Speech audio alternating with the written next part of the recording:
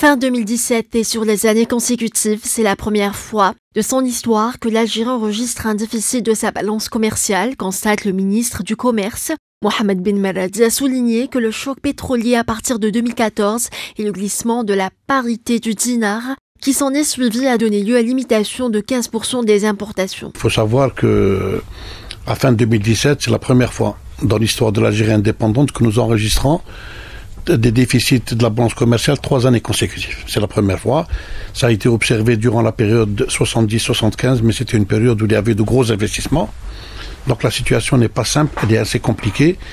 Le gouvernement donc a décidé un petit peu de travailler un petit peu sur ces dispositifs et voir concrètement dans l'urgence comment travailler à rétablir d'abord les équilibres extérieurs.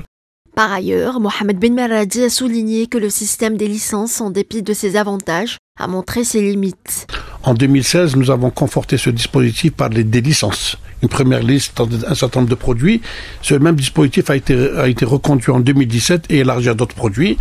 Et il y avait parallèlement des suspensions qui n'ont pas été faites conformément à la loi, mais les banques avaient reçu instruction de ne pas domicilier un certain nombre d'opérations sur des opérations d'importation. Alors, il y a eu une première baisse donc de 15% en 2015, il y a eu une deuxième baisse de 9% en 2016. Mais en 2017, la baisse est beaucoup moins importante, elle est de 2,4% à la fin de l'année.